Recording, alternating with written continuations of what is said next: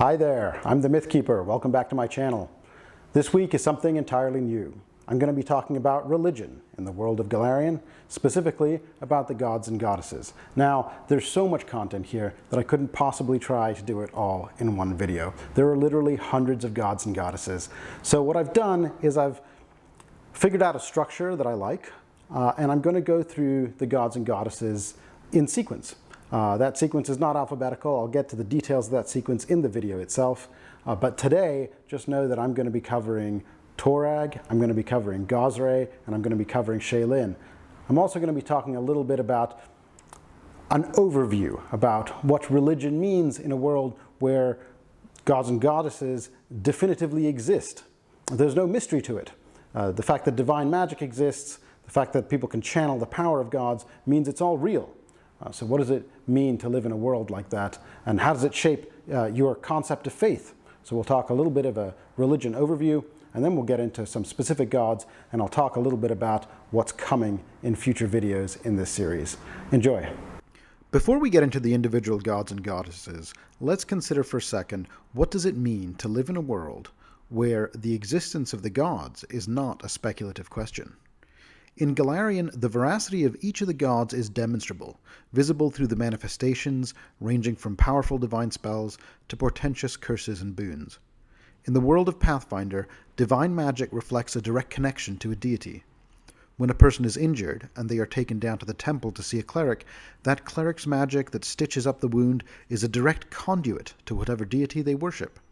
As befits a reality in which gods and magic are unquestionably real, the deities of the Pathfinder setting are not these aloof constructs whose power merely provides options for character creation. They are deeply involved in the fabric of reality, shaping the courses of Golarion's people in particular. In Golarion, ascension to godhood is an actual possibility for those living there, albeit a far-fetched dream for most, but it has occurred several times in the world's history.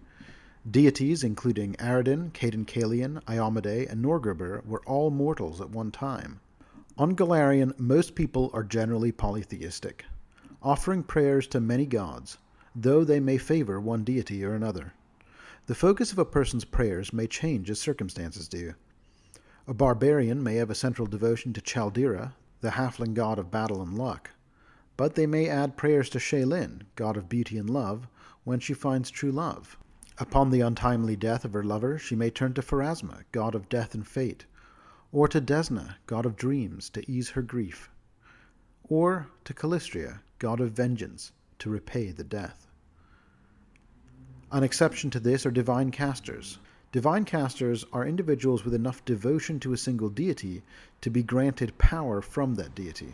These individuals almost always do so in service to a single god or goddess. Even in those cases, however, they are not monotheists as we think of them. They acknowledge the existence of many gods, but they just serve the one. As to the motivations of the gods themselves, bear in mind that they have myriad extraplanar and extraworldly concerns, beyond mortal consideration. Yet they are still, to varying degrees and at various times, deeply invested in the dramas playing out across Golarion, and they manifest their will accordingly. The gift of divine power is the most common way in which the gods influence the mortal world. Divine intercession through the granting of boons and curses is another way in which the gods spread their influence. Golarion's deities don't spend the majority of their time doling out curses and boons, nor does every god pay attention to every mortal. No god has that much time amid their plots and alliances playing out on an extraplanar scale. Yet, when their attention is attracted through particular merit or outrage, or when it fits into a larger objective, they may intercede to bless or to curse a mortal who has drawn their attention. Finally, a god might speak to a mortal through a dream, portent, or religious communion. Such moments can shape a character's deepest values and motives, but I always suggest direct interaction as a tool in the toolbox a GM should use somewhat sparingly, so the gods retain their mystique and awe to your players. Before we get started, a quick note about how I'm organizing this content. Now, the Pathfinder game came out of the gate with 20 core gods, one for each side of the D20, the key dice used in the game. These gods, in alphabetical order, are Abadar, Asmodeus, Calistria, Caidan-Caelian, Desna, Erastil, Gorham, Gozreh, Iomedae, Irori, Lamashtu, Nethys, Norgorber, Pharasma, Rovagug, Sarenrae, Shelyn, Torag, Urgathoa, and Zon-Kuthon. This is a cool idea. 20 sides of the dice, 20 gods. But it's also overwhelming. One thing I learned very early on when playing my first game of Pathfinder was that rattling off a random list of names was a sure way to ensure that my players wouldn't remember anything I said. In addition, the core gods includes a number of evil deities that players were unlikely to worship. I always found it really weird that Rovagug, who has been bound since time began and is therefore more historical backdrop than anything else, gets a slot on the 20, but Aradan, who serves a similar function, doesn't. Anyway, Pathfinder has introduced several gods since the core gods were first featured in the first edition of the game, and some of them have ended up being both very cool and very popular. The pirate queen Besmara comes to mind in this category. Ultimately, what I ended up doing fairly early on was building a mnemonic device to help me remember the gods and their rough spheres of influence, and it proved to be tremendously helpful to me and my players. So since it worked so well for me, that's the system I will be using to run through the gods. I want to caveat this with the fact that the organizational system and the graphic are my own creation, and they are not Pathfinder canon. Once I get into the individual details of the gods, I'm sticking to Pathfinder canon, but the categorization and ordering is all me. So feel free to use it if it's useful, or discard it if it's not. Right, so the first thing I did was take the 20 original gods and some of the lesser gods, mix them all up, and separate them into 3 categories, with roughly 12 gods in each category. Celestial gods are kind of my main category of gods, and they were also gods I felt I could tie together into some kind of central creation myth. This ended up being important to me because it's that narrative that helped me remember the main gods so easily. Lesser gods was my catch-all for more neutral deities. Sorry, Caden, Kalian, and Gorum, but you got a demotion from me, and you both ended up on this list. Infernal gods was my category for evil gods, that my player would want to know about, but probably not engage in too much directly. So today I'm discussing the celestial gods. The diagram you see before you is the mnemonic device I used to help me remember the gods. The 12 gods are arranged in the diagram in groupings of 3. I built a narrative around a short creation myth that helped me tie all these gods together. It goes something like this. On the far left is the Trinity of the world. This comes before everything else. Torag forged the world on his great anvil. Gozreh filled the world with ocean and covered it in greenery. Shelyn filled the sky with birds and gave us songs. Earth, beasts, and birds. Or if you prefer, mountains, ocean, and sky. Easy enough to remember, I think. On the far right is the Trinity of the people. This comes next. My idea here was that these gods represented the composition of the first peoples, and were among the earliest gods worshipped. Irori represents the mind, Calistria represents the body, Pharasma represents the soul. Mind, body, and soul. Those gods were easy to remember too. On the top is the Trinity of culture. This comes next. When people began to form primitive cultures, the gods of these domains became important to them. Erastil taught people to hunt and forage. Abadar taught people to trade and helped them develop commerce. Iomade and her predecessor in this slot provided protection. Hunting, commerce, and protection. Slightly less easy to remember, perhaps, but easier than having no common theme. Finally, the last is the Trinity of magic. Once people had developed culture, they soon discovered the gods of magic. Nethys represents arcane magic, Sarenrae represents divine magic, and Desna represents dreams and other more esoteric magic. What I found when I laid out the gods in this sequence, coupled with a light explanation, was that my players more readily remembered the gods. So that's the order I'm going in. If it's confusing that I'm not going alphabetically, you can find the chapter titles in the description below. Torag. Torag is also known as the father of creation. He is a god of creation, protection, and strategy. His holy symbol is a hammer. The dwarves believe that Torag created the world at his great forge, striking it again and again with his hammer to get the shape he desired. As rocks tumbled and the sparks flew, the dwarves were born, made of stone with bellies full of fire. These dwarves were created deep in the Darklands and were perfectly suited to their environment. Torag ruled the dwarves justly for centuries, and they worked hard to be worthy of his approval. He gave them a single prophecy, that one day the earth would shake, and they would leave their darkened homes to press upwards in a quest for the sky. After the Earthfall cataclysm 10,000 years ago, the dwarves took this as the fulfillment of their prophecy and began their centuries-long migration to Golarion surface. According to legend, during the Age of Creation, Torag was among the original gods who battled with Rovagug, the rough beast, who sought to destroy Golarion. It was Torag who forged the shell of the Dead Vault, which would serve as Rovagug's prison after his defeat. In another legend, the first of the Deep Gnomes once traded a special gemstone with Torag. In exchange, he helped her ascend to the status of demigoddess. She became Nivi Rombodazzle, the mother of the Zvirfnebli. Torag is also the head of a whole dwarven pantheon, which includes his wife, siblings, and children. Of all these gods, only the bitter Droskar, a former student and now the Duergar god of toil and slavery, holds no allegiance to Torag. The two deities are engaged in a slow-burning cold war that has continued for centuries. For more information on the rest of the dwarven pantheon, see my video on the Dwarves of Golarion. Despite his close ties to dwarvendom, not all of Torag's followers are dwarves. Many humans have taken up his call as well, particularly among the Elfin people. Among his Elfin followers, nearly all are clerics, and human paladins of Torag are essentially unheard of. Among dwarves as well, most of his priests are clerics, with maybe 10% being paladins, inquisitors, or other types. Among the non-clergy, many of his followers are architects, artisans of all stripes, or military planners. He is also popular among guards and city watchmen who pray to him for protection. Torag is a stoic and serious god, who values honor, planning, and well-made steel. He is an often distant deity, lending magical powers to his clerics, but leaving his followers to make their own way through life, knowing that like the tempering of steel in a cold bath, this will make them stronger and more determined. As befits a deity so closely associated with anvils and bellows, the vestments of Torag's clergy are long, well-used smithing aprons. Rings of various sorts, whether worn on the hands, in the ear, or woven into the hair or beard, are also common, symbolizing friendship, debt, or allegiance. Some priests attach badges, rivets, or plates to their raiments that commemorate important life events, such as the birth of a child, marriage, or their first forging of a complete set of plate mail. Worship of Torag centers around the forge, literally and figuratively. Many sites of worship include an active forge, and crafting is incorporated into worship services. The god's teachings urge the faithful to continually practice and improve their artistry, regardless of their specific craft. Though metalworking is the most iconic skill, followers of Torag also appreciate masonry, leatherworking, gem cutting, cooking, brewing, and virtually every other pragmatic craft. A forge means nothing without the community around it, and as a result, Torag's followers hold family, friends, and the wider society to be of utmost importance.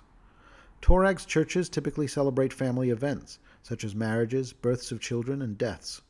Stability, tradition, and orthodoxy are ingrained in the church, with values conveyed through legend and storytelling as much as they are through written word. It should come as no surprise, then, that Torag places a strong emphasis on defense and combat prowess in the name of protecting one's community. Followers of Torag are expected to train in martial techniques and lead in the defense of the home, including, with no reservations, offense against the community's enemies. Even so, the emphasis remains on protection, and Torag's focus on the use of military might is for defense rather than conquest. Torag encourages his followers to develop their skills in tactics, planning, and forethought, but he also supports the ability to think quick on one's feet and respond in the moment to the chaos of battle. Tales of the god's exploits in battle tell of his calm and collected demeanor, rarely losing his temper, a temperament that his worshippers seek to emulate. Gozreh. Gozreh is also known as the wind and the waves. They are a god of nature, the weather, and the seas. Their symbol is a green leaf with a drop of moisture hanging from it. A timeless entity, believed to have been birthed from the first wind to stir the vast oceans, Gozreh wanders the world in the air and in the seas. The deity's temperament is fickle, and their fury swift, hurling bolts of lightning and dragging to the crushing depths those who dare befoul the natural world. Gozreh is a deity of two aspects, depicted in art as one, the other, or both, depending on where the piece is featured. When coming from the ocean, she is shown as a woman, with hair made of sea foam rising waist-high from the waves. Over land and from the sky, He is drawn as an old man with a long beard, flecked black and grey by storm clouds with eyes of lightning. When depicted together, such as along shorelines, the two are portrayed reaching towards each other, their fingers separated by the smallest of margins. Yet these aspects are not separate. Together they represent the wind and the waves. But the deity is both of them, and also neither, for Gozreh transcends the mortal concepts of gender and body.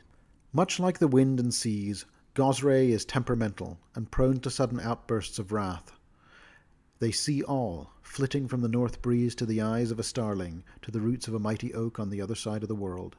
Those who pollute nature or destroy the unspoiled wilds might feel a sudden storm of Gozreh's wrath descending upon them, but such fits are unpredictable and indiscriminate. While Gozreh is volatile, they are not malicious. Their rage ceases as quickly as it begins, leaving the sky and waters calm again. Gozreh is an ancient deity, having been worshipped by humans long before the Algolthas started meddling with the first of their kind. Many sailors and navigators trusted in Gozreh, and followed their teachings at sea.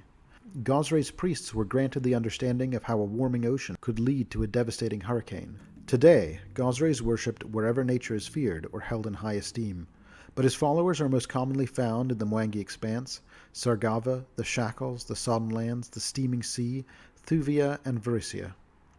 Most sailors pay homage to him, at least in passing, praying for safe passage on their travels, and our clergy is expected to bless new crops during the planting season.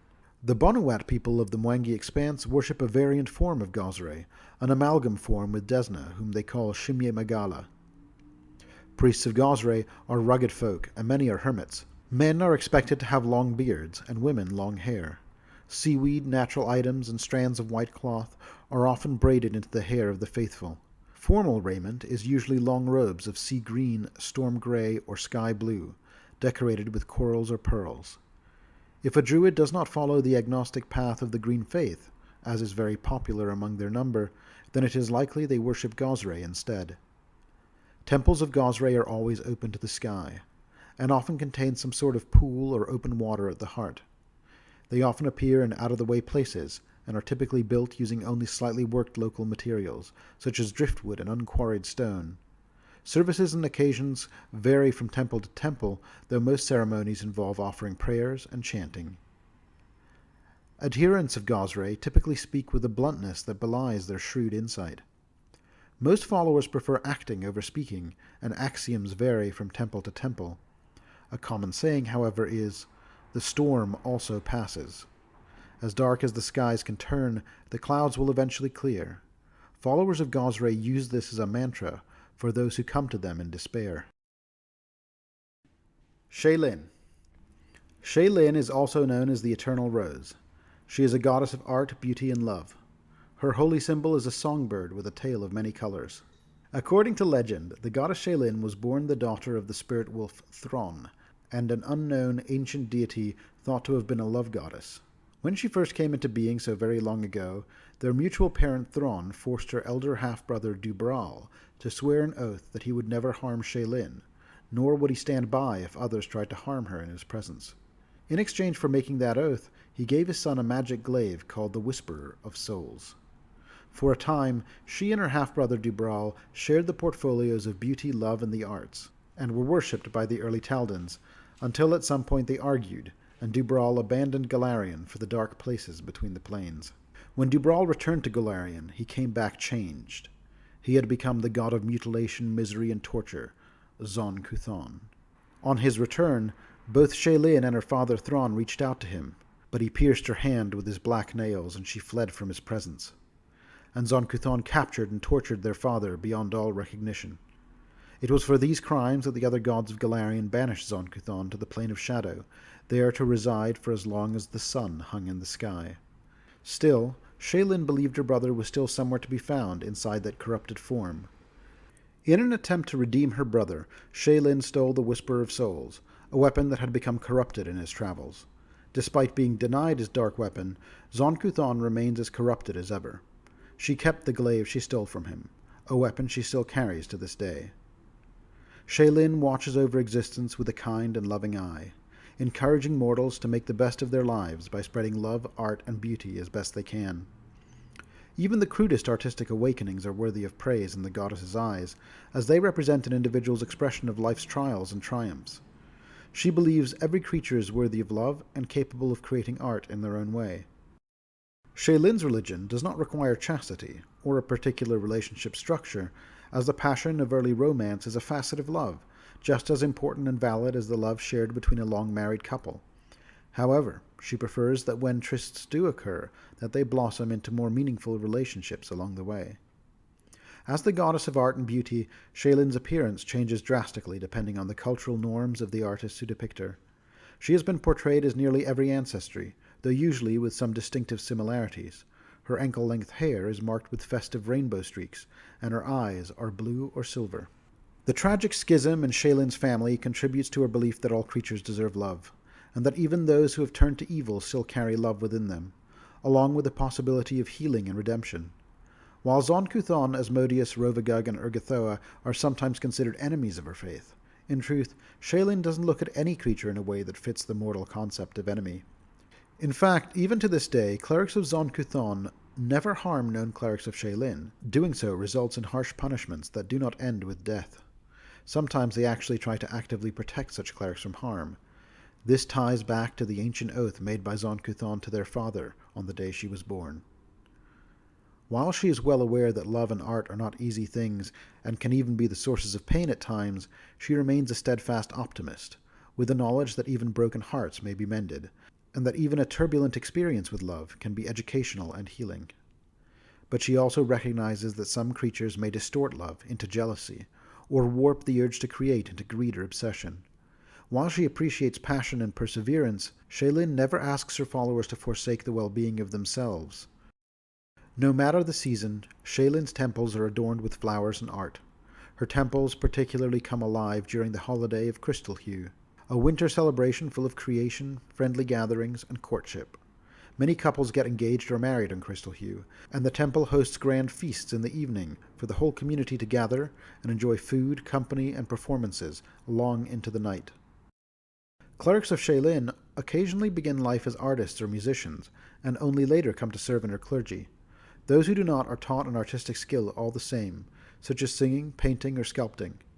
Clerics of Shelyn endeavor each day to create something of beauty, whether artistically or through unconventional forms, such as a gardener tending a flower garden. Weapon training, which only occurs for about an hour every other day or so, builds off motions learned from the acolyte's art or music. Many frequently practice calligraphy, as the movement of the pen mirrors that of the glaive. Paladins of Shelyn are particularly common in Taldor, and are devoted to courtly love, but also are at the ready to defend the innocent. Many serve to ease their own pain of broken hearts. They are willing to protect others from experiencing the same heartbreak. Paladins of Shelyn are more common than you might think. Shelyn has been known to offer divine pacts to mortals who finally realize the importance of beauty in the midst of battle. In exchange for a small measure of her divine protection, Shelyn encourages these foxhole converts to give every living creature the chance to find the beauty within, and leaves them strangely reluctant to strike the first blow in combat. That's all the gods and goddesses that I'm covering today, but we're going to be covering more gods next week, and even more gods the week after that and the following weeks. Hopefully, as we get to some of the lesser gods with less dense history, we're going to be covering about 6 gods at a time to get through this material reasonably quickly. In any case, I hope there's enough detail here that it helped inform your understanding of the world. We got more great content coming. If you haven't already, please be sure to like and subscribe, and I'll see you next week.